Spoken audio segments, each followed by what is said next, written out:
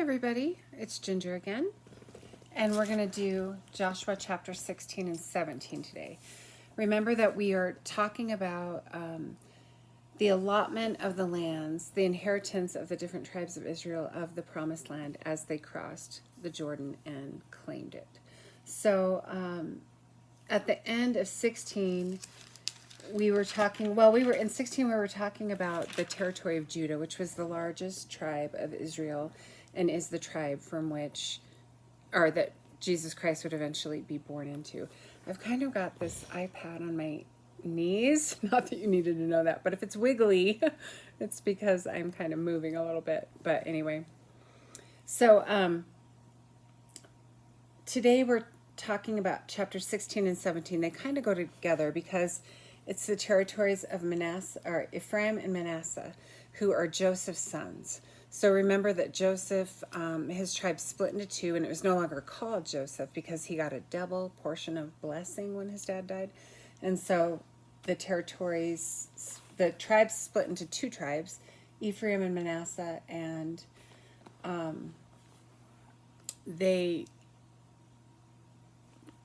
those two tribes are Joseph's tribe, basically. So we're going to go over the territory that they inherited, and you'll need your map. So if you need to pause this, print one out or whatever, or pull up a different device with a map on it so that you can follow along. And you need to Google something like map of Israel, tribal allotments, or something like that. Tribal map of Israel, ancient map of Israel with tribal allotments, something like that.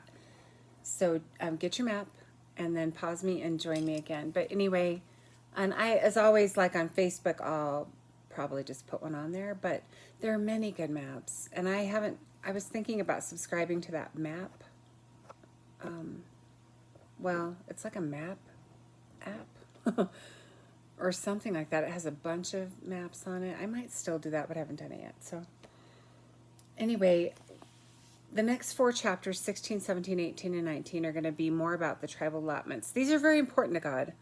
The tribes were to take their lands. This is their land that they're inheriting from the Lord. And today, just the believers, us, our inheritance is Jesus. So anyway, they get these lands through faith. They go claim it through faith. And at the end of the last chapter, remember that last verse, 63, the last verse of chapter 15? Now as for the Jebusites, the inhabitants of Jerusalem, the sons of Judah could not drive them out. So the Jebusites live with the sons of Judah at Jerusalem until this day, until the day this was written.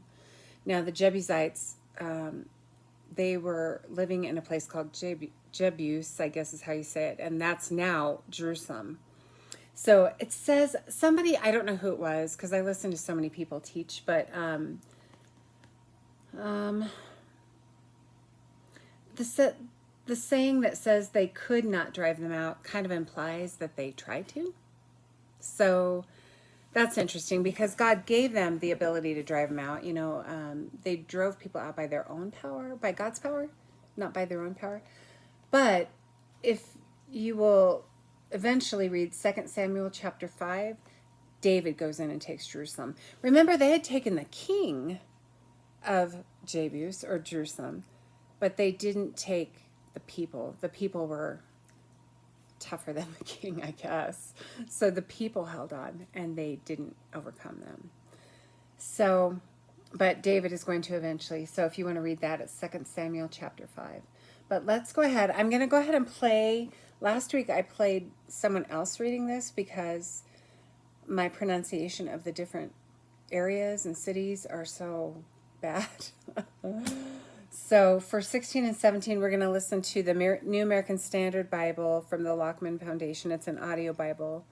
And Dale, I can't read it. Dale McCon something. I can't read the last name because it's too small of print, but there's, I don't know who the reader is, but this is, of course, I read out of more than one Bible translation, but this is my go-to, the New American Standard Bible. I also like the English Standard Version, which is similar. It's a word-for-word translation, and I like that. So anyway, let's listen. I might stop here and there. Is there anything I wanted to tell? Oh, there was this other pastor I was listening to, and I had never listened to him before, and he's just awesome. Did I write him down?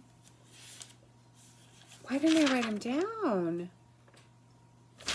Oh, shoot. I wrote down the church and the name of the man, I thought.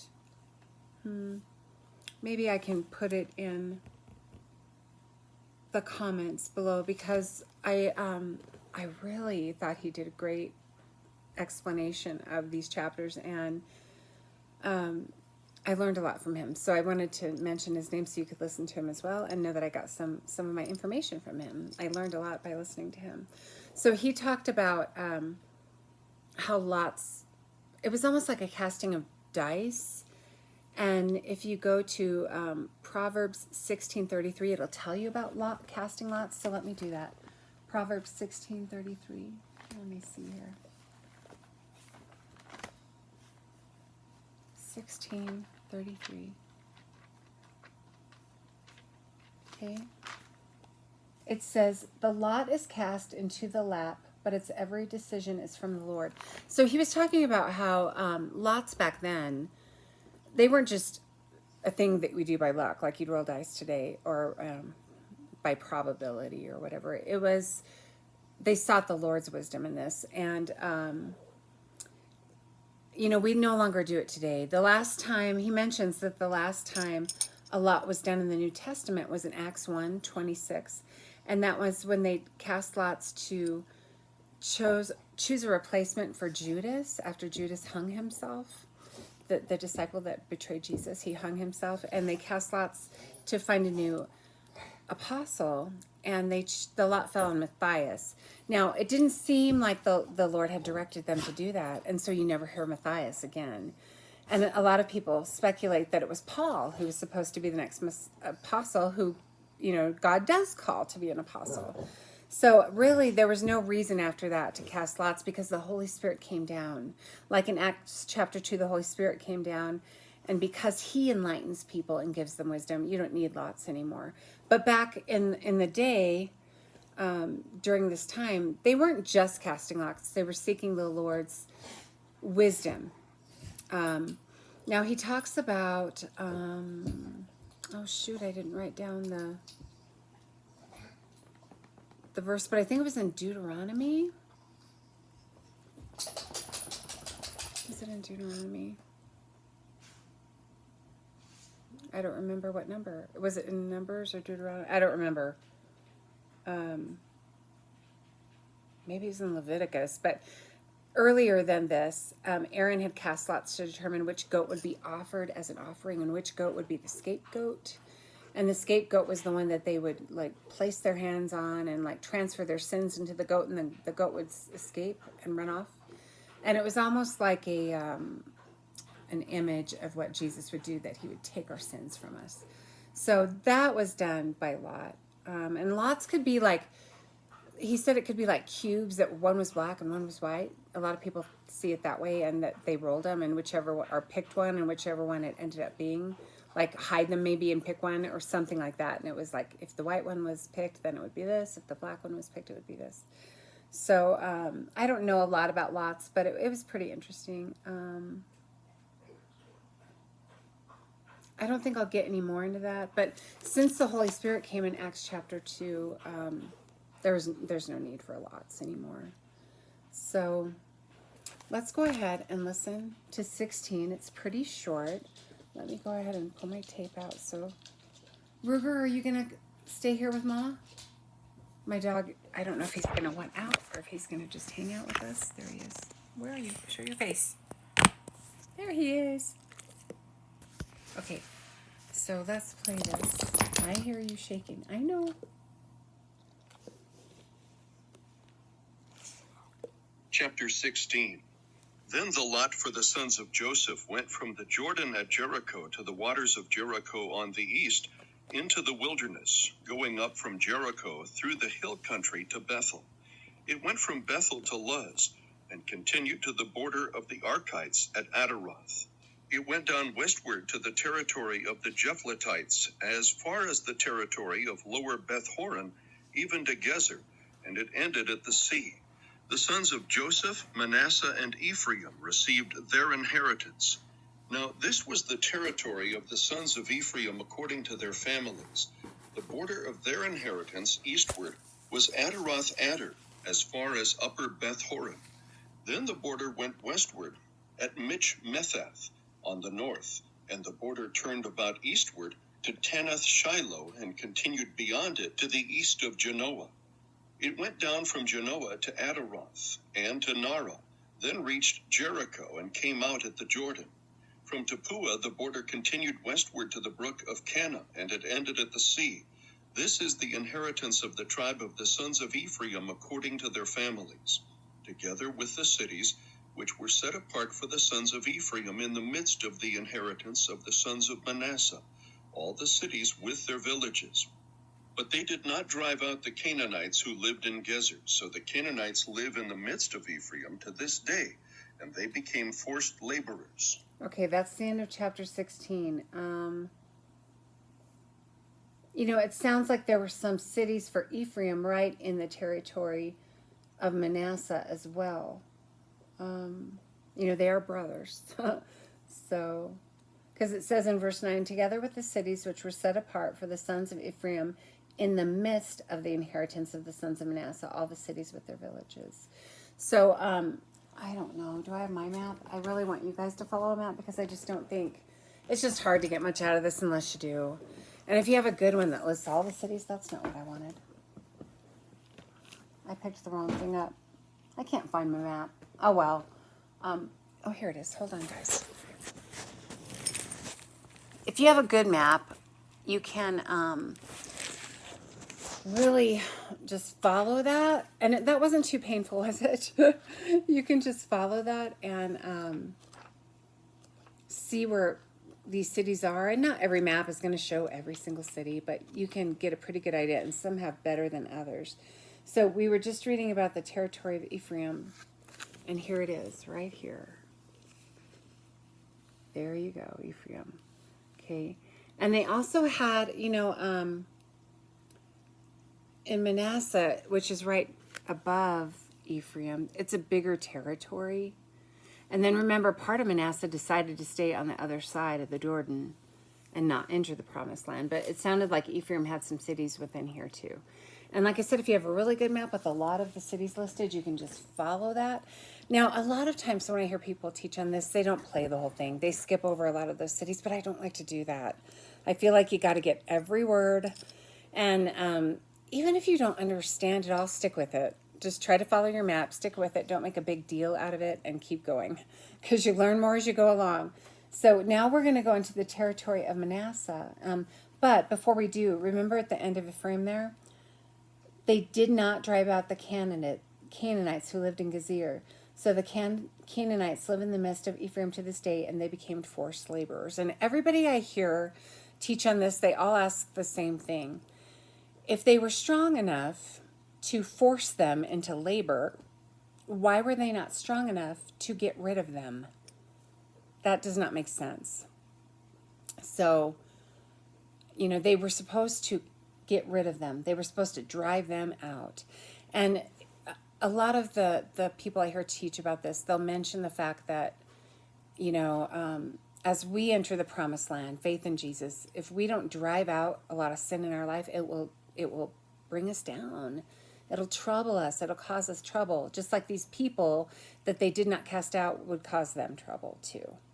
So, like when we're believers, a lot of people think they can just be patient with their sins and live with them. And they really need to drive them out, get rid of them, show them who's boss. So anyway, it's interesting, but let's go ahead and listen to chapter 17. This is pretty interesting. Manasseh, it's a little bit longer. Of course, it was a bigger territory. Is there anything I want to point out before we read it? Okay, let's just go with it. Chapter 17. Now this was the lot for the tribe of Manasseh, for he was the firstborn of Joseph.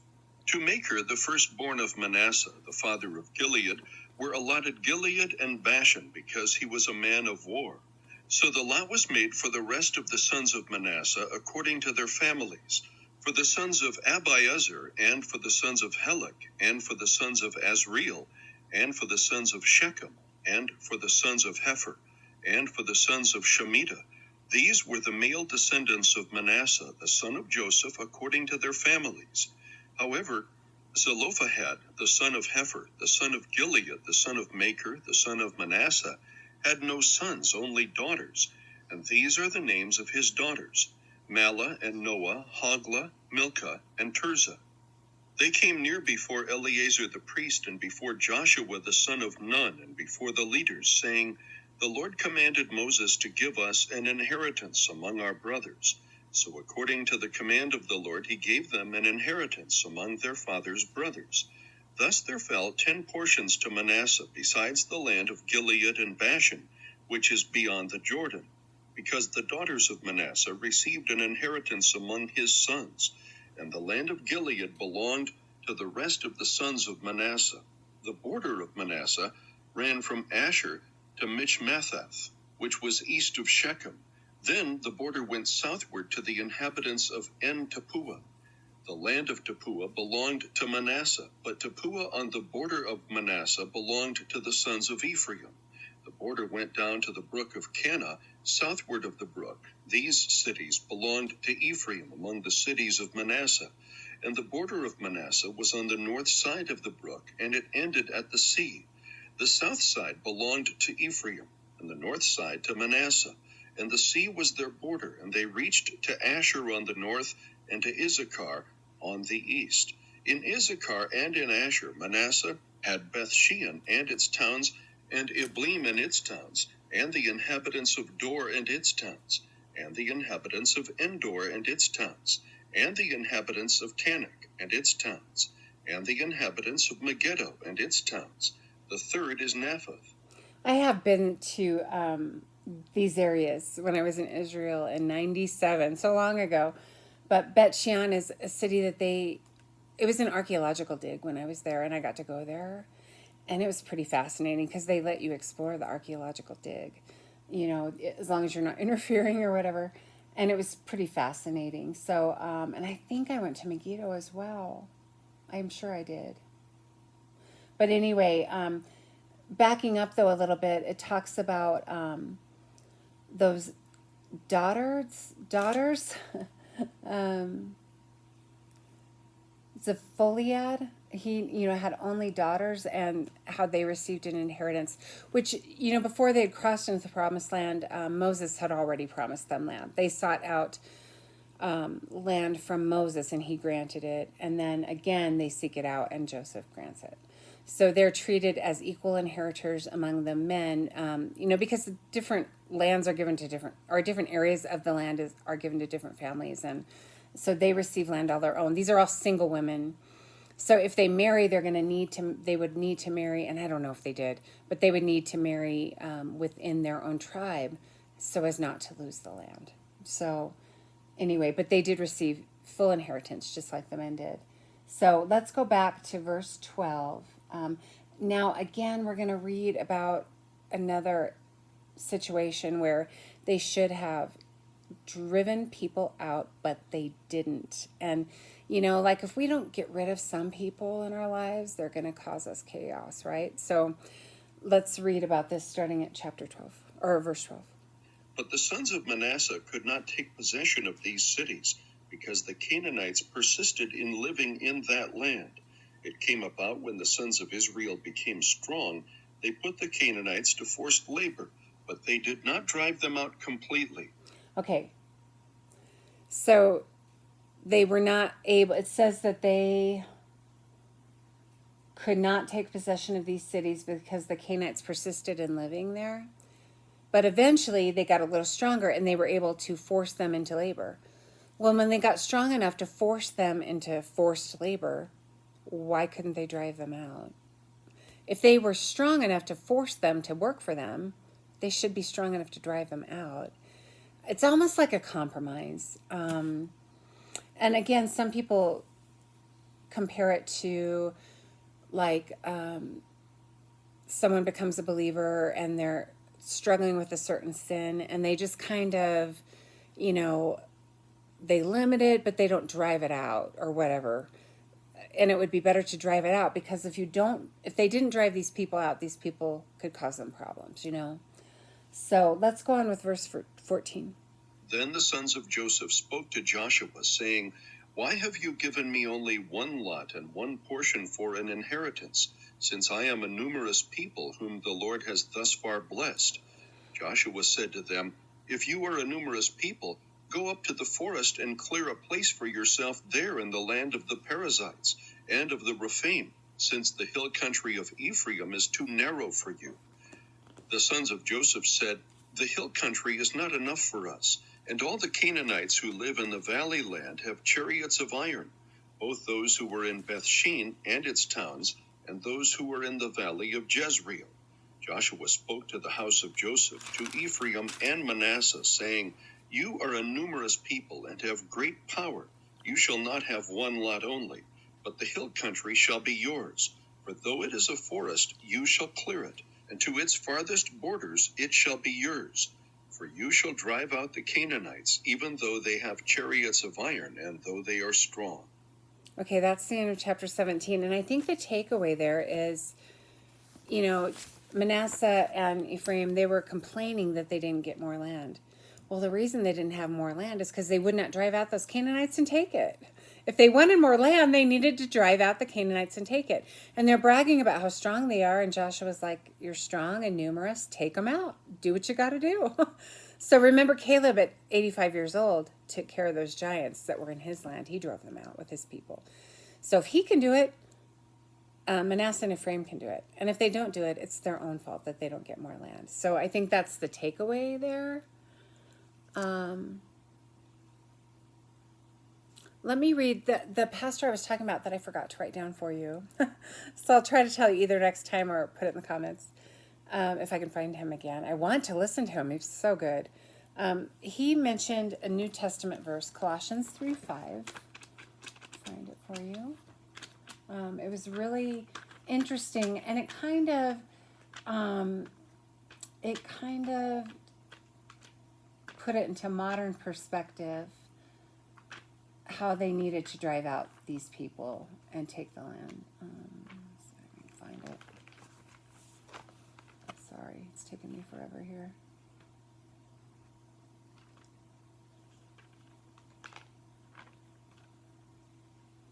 So anyway, I think that the whole point is that if you want more inheritance, more closeness to God, drive out what is taking, sin can kind of hold on to us. It doesn't want to leave us. It wants to stay there, Anyway, and that's kind of what these Canaanites were like. So he mentions Colossians 3:5. I'm going to back up and read a little bit more.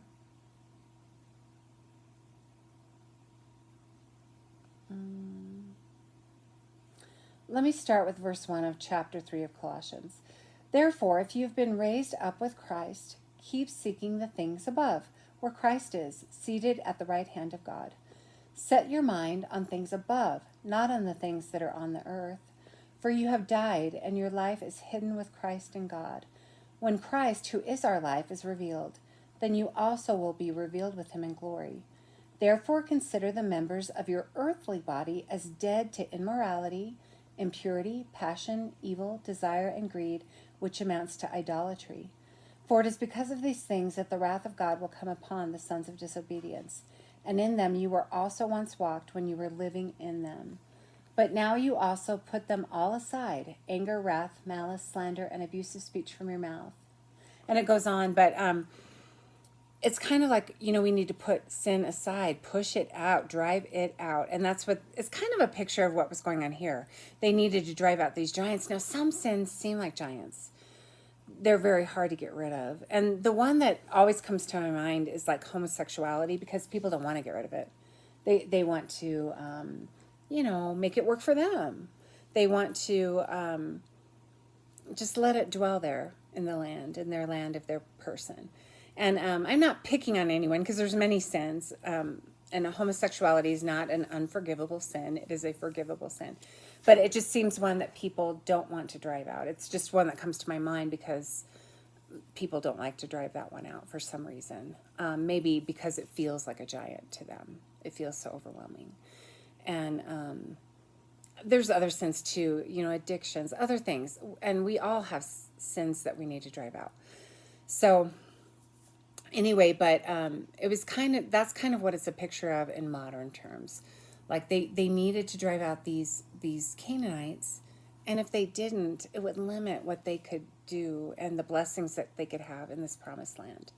And so sometimes if we're allowing something to just hang around and dwell around us, we will also struggle with it. It will be a problem for us. It won't let us take everything that's ours. So anyway, that's just an example.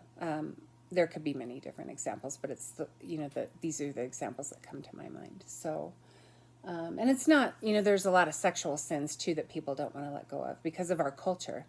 We have a sex obsessed culture, and so people don't like to push out those kinds of sins. They like to all kinds of sexual sins. They just like to let them dwell around. And but they can harm us if we let them just hang out.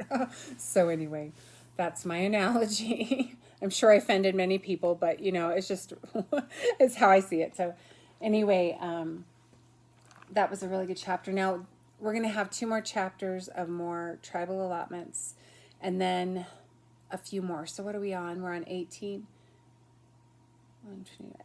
I think there's 7 chapters left because there's 24 chapters. So I think we'll get done well before the school year ends. I like to end before the school year ends. So I'm thinking like maybe when we're done with this, we might do a couple of topical studies before school gets out, and then we'll take the summer off. But I don't do topical studies really. So, and what I mean by topical studies, like the studies I've been doing are chapter and verse. Like you read a book of the Bible, you go through it chapter by verse. And I like that because it's a lot less likely that you'll misinterpret something that way if you're reading the whole lot of it instead of just pieces of it. But I do like topical studies. I just don't normally do them. So maybe I'll throw out some ideas and we'll do some topical studies after this is all over. But stick with me. Review this, and we'll be back with you next week. Have a good week.